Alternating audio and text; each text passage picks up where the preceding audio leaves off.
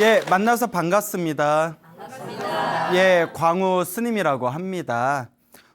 우리 불자분들이 저희 소중한 나 무한행복 소나무를 굉장히 즐겨보신다고 합니다. 그중에 어느 소나무 광팬이신 불자님이 계시는데 요 소나무 광팬이신 보살님께서 우연히 저한테 아주 재미난 얘기를 해주시더라고요. 그 당신 아들이 계시는데 아들이 31살이래요. 그런데 아토피가 엄청 심하대요. 여러분 아토피 아시죠? 예, 그래서 아토피가 이 아토피에 걸리면 이런데요. 그거 토할 정도로 힘들대요. 그리고 막 피가 난대요. 그래서 뭐라고 한다? 예, 미안해요. 너무 유치하죠? 근데 아들이 실제로 피가 날 정도로 아토피가 심했대요. 피가 날 정도로. 그래서 유명하다는 병원에서 치료도 받고 약도 바르고 약도 먹었는데 전혀 효과를 못 봤답니다. 그래서 누가 그러더라고요. 아토피 치료제랑 탈모 치료제를 개발한 사람은 노벨상 받을 거라고 그런 얘기가 있어요. 뭐 사실 탈모는 심으면 되잖아요. 좀 비싸려나? 우리도 있는데. 그래서 그 아토피가 피가 날 정도로 굉장히 심한 이제 아들이 있었는데 여러 가지로 치료를 해도 낫지가 않더래요. 그래서 보살님이 이것도 다 업인가 보다, 다 업본가 보다 해가지고 그분이 능엄주를 열심히 기도를 했대요. 소나무에서도 능엄주에 대해서 몇 번 말씀드렸죠? 그래서 능엄주 기도를 열심히 했는데 한 3, 4개월이 지난 뒤에 아들이 갑자기 아토피가 좋아졌대요. 그러니까 엄마인 자기가 너무 신기할 정도로 아토피가 너무 호전이 돼가지고 딱 능엄주 시작하고 나서 3, 4개월 지났을 때 아들의 그 아토피가 너무나 좋아지고 호전이 돼서 스님 너무 신기합니다 라고 저한테 이야기를 하시더라고요. 그래서 흔히 그런 질문을 받아요. 스님, 아들, 자식이나 남편이나 다른 누군가를 위해서 대신 기도해줘도 효과가 있습니까? 그럼 저는 두 가지로 대답해요. 있다고 할 때도 있고 없다고 할 때도 있어요. 자, 없다고 할 때는 뭐냐? 보살님, 밥상을 차려놓고 밥을 자기가 먹으면 누가 배부르다? 내가 배부르듯이 기도를 하면 누가 효과 본다? 내가 효과 보는 거지. 밥상만 차려놓고 밥은 내가 먹었는데 자식이나 아들이나 딸이나 남편이나 다른 누군가가 배부르기를 원한다면 그건 옳은 거겠냐, 그른 거겠냐? 그르다. 그러니 자기 기도는 누가 해야 된다? 내가 해야 된다라고 얘기할 때도 있고요. 또 어떨 때는 효과가 있다, 없다? 있다. 왜냐? 하늘에서 태양이 비출 때 하늘에 태양 밑에 있으면 누가 그 햇볕을 받죠? 자기 자신이 받잖아요. 그리고 동굴 안에 있어가지고 햇볕을 받지 못하는 사람들 있잖아요. 햇볕을 받는 사람을 기도하는 사람이라 하고 동굴 안에 있어서 햇볕을 받지 않는 사람을 기도를 안 하는 사람이라고 했을 때 기도 안 하는 사람을 위해서 대신 기도해줘도 효과가 있겠느냐 없겠느냐. 마치 거울을 들고 있는 것 같아서 받고 있는 햇볕을 거울에 반사해서 어디에다 쏘아주는 것 같다? 동굴에다 쏘아주는 것 같다. 그러니까 직접적으로 햇볕을 받는 건 아니지만 거울에 반사되는 걸 통해서 간접적으로나 햇볕을 받는다 안 받는다? 받는다. 그러면 남을 위해서 대신 기도해줘도 그 남에게 효과가 있겠다 없겠다? 있겠다라고 이야기를 할 때도 있습니다. 있을 때 있다라고 할 때도 있고 없다라고 할 때도 있고. 그래서 사람들이 스님 있는 거예요 없는 거예요? 나도 몰라요. 내 말에 너무 신경 쓰지 마세요.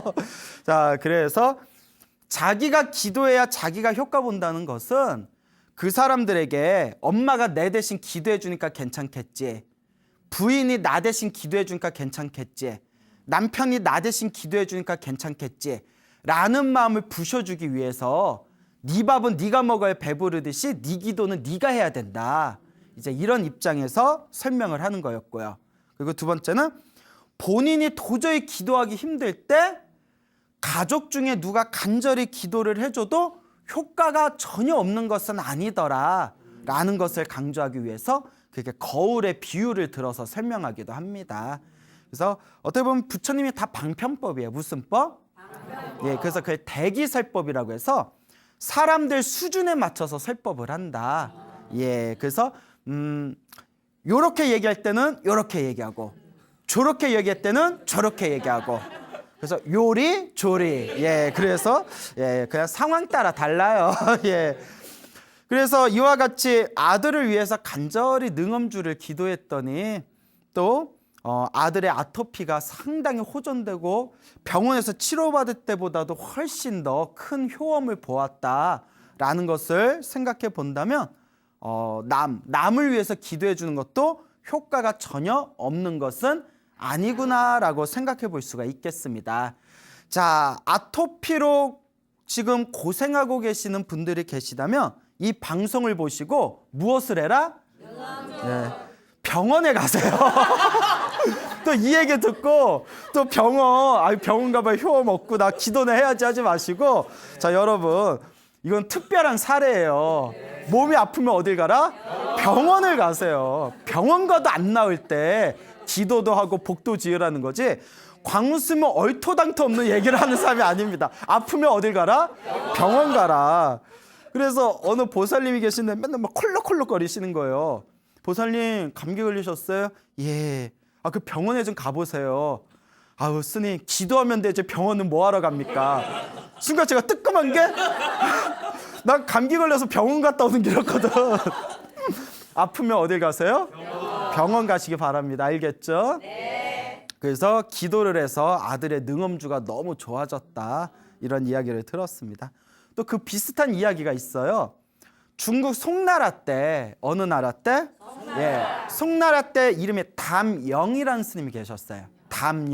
담영이라는 스님이 계셨는데 이 담영 스님께서 어린 나이에 출가해서 수행을 굉장히 열심히 했대요. 아주 수행을 열심히 하는 계율이 깨끗하시고 훌륭한 스님이셨는데 이분도 전생에 업병이 있었는지 지독한 피부병을 고질로 앓고 있었대요. 그 고질병인 피부병이 있었는데 점점 피부병이 악화가 되더랍니다. 그러니까 막 고름이 나오고 거기에 막 부스럼이 생기더래요. 막 부스럼이 생겨가지고 나중에는 고름 생기고 부스럼 생긴 거기에서 그곳에서 막 냄새가 나더래요.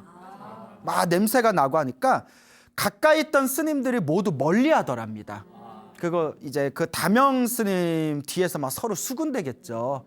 아우 더러워서 뭐 이러면서 그 스님이 아무리 뭐 이렇게 약을 먹고 그 당시 약을 발라도 효험이 없는 거예요. 더더구나 송나라 시대 때면 지금으로부터 한참 오래전 거의 1000년 전인데 지금보다 현대 의학이 많이 뒤떨어져 있을 거 아니에요? 네. 그러다가 이 담영이란 스님이 다른 스님들에게 너무 부끄럽고 피해를 주는 것 같아서 이대로 안 되겠다. 이게 다 누구 업이다?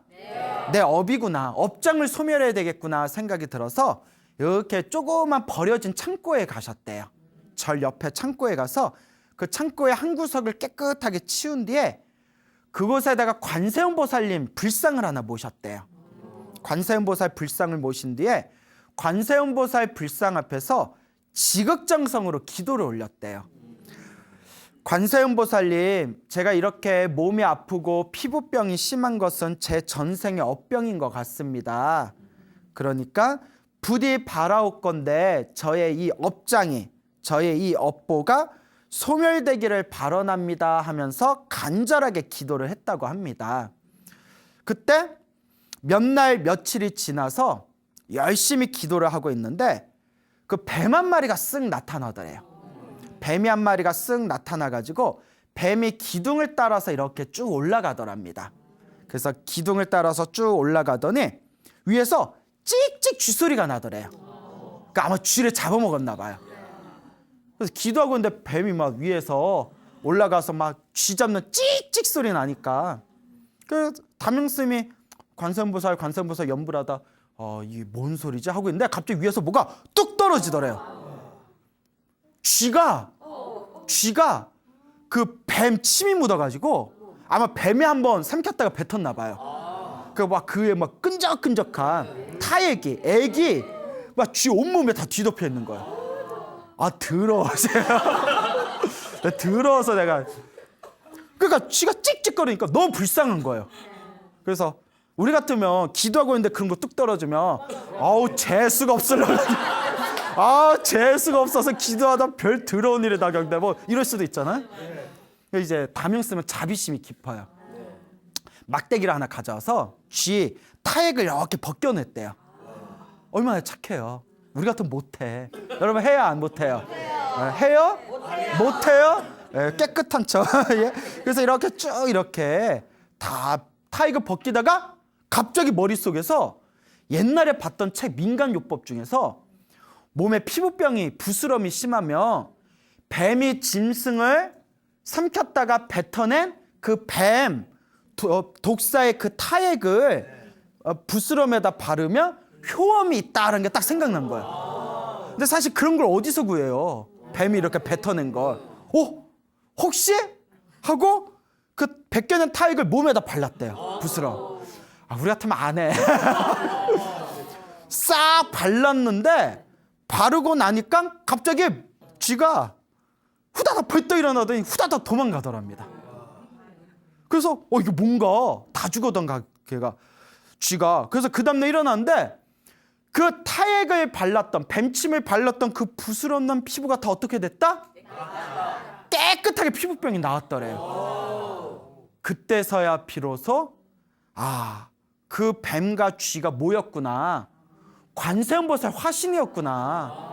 나를 치료하기 위해서 관세음보살 화신이었구나 라면서 이 이야기를 사람들한테 널리 전하니 사람들이 모두 감동을 받고 그 뒤로 열심히 이 불심을 갖고 기도를 시작한 그런 신도들이 많이 늘어났다라는 이야기가 전해지고 있습니다. 그래서 그 다명 스님은 열심히 수행하시면서 깨끗하고 건강한 피부로 81세까지 살다가 세상을 떠나셨다라는 그런 불교설화가 전해지고 있죠. 자, 이와 같이 내가 극심한 피부병에 걸렸을 때 내가 전생에 지은 업본가 보구나. 그렇게 자신의 마음을 다스리면서 열심히 관세음보살께 기도한 덕분에 무엇과 무엇을 만나서 뱀과 쥐를 만나서 또 쥐 몸에 붙었던 뱀의 그 액을 몸에다 발라서 피부병이 나았다라는 이야기가 되겠죠. 근데 설마 이런 이야기 듣고 뱀 어딨어? 야야 쥐 좀 잡아봐. 뱀 어딨어? 뱀 어딨어? 이것도 따라하면 돼요? 안 돼요? 안 돼요. 어딜 가세요? 병원에 가세요. 요새 약이 얼마나 좋은데. 그래서 여러분 제 주변에도 민간요법으로 나으신 분들이 계시는데 뭐 무슨 병 같은 거 생겼을 때 민간요법으로 나으신 분도 계시지만 민간요법으로 몸이 더 안 좋아지신 분도 많아요. 그러니까 함부로 따라하면 된다 안 된다? 안 된다. 또 이거 철없이 이것도 따라하면 안 돼요? 나중에 이거 따라해놓고 피부가 더 안 좋아져서 뭐 저 막 무슨 고소하고 막 이러면 이거 서로 골치 아파요. 알겠죠? 예, 자 이거는 그 옛날 불교설화에 이렇게 열심히 관세음보살을 기도했더니 피부병이 났던 그런 어떤 아름다운 가피 이야기 요 정도로 교훈을 삼아야지 또 어리석게 실제로 따라하시는 분이 생기지 않기를 바라겠습니다. 알겠죠? 네. 그러니까 요새 병 걸리고 하면 요새 병원에 현대의학이 아주 훌륭하니까 그 병원에서 의사와 꼭 상담하시길 바랍니다. 네. 제가 항상 드리는 말이 있죠? 진단은 누구에게? 의사에게. 진료는 의사에게. 약은 약사에게. 그런데 몸이 아프셔서 저 찾아오시는 분들이 많아요. 어떻게 오셨어요? 제가 좀 아파요. 어딜 가셔라? 병원에 가셔야지. 나 아픈데 나 찾아오면 내가 뭐 어떻게 해야 돼? 그래서 얼마나 답답하면 저를 찾아오셨겠어요. 그 마음은 이해합니다. 하지만 제가 불자분들한테 드리고 싶은 얘기는 이미 소나무에서 다 얘기했던 것 같아요. 그래서 몸이 아프면 어딜 가라?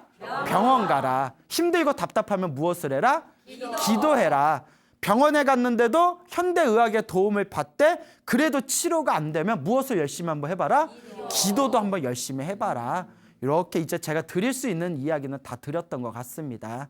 그러니까 여러분들 힘들고 괴로울 때 항상 기도하는 습관을 들이시고 몸이 아프실 때에는 스님을 찾아오는 것보다는 어딜 가시는 게 더 지혜롭겠구나? 병원에 가시는 게 더 지혜롭겠구나. 이렇게 마치 병원 홍보처에서 나온 것 같아요. 네? 자, 그래서 우리 불자들은 좀 지혜롭고 상식적으로 수행을 하셨으면 좋겠습니다. 네. 그래서 병원에 안 가려는 불자분들에게 드리고 싶은 얘기가 있어요. 우리의 스승이자 우리의 영원한 롤모델이 부처님이시잖아요. 네. 우리의 스승이신 2600년 전에 석가모니 부처님도 주치의가 있었어요. 모르고 계셨어요? 있었겠죠? 주치의가 있었습니다. 지박하라는 이름의 주치의가 있었어요. 그러니까 부처님도 몸이 불편하시면 누가 왔다? 지박하라는 지박해 몰라? 지박하라는 이제 주치의가 와서 부처님과 스님들을 치료해 주던 아름다운 이야기가 우리 팔만대장경에 다 전해져 옵니다. 아니, 부처님도 주치의가 있었는데 우리 불자들은 무슨 용가리 통뼈라고 왜 병원을 안 가? 알겠죠? 그래서 병원에서 치료할 수 있는 거 후딱 치료하고 병원에서도 잘 안 되면 내 업이 두꺼운가 보다 이렇게 생각하고 기도 열심히 하면 참 좋겠죠? 네. 자, 그래서 지혜로운 상식적인 불자의 삶을 살아가자 꼭 당부의 말씀을 드리고 싶습니다.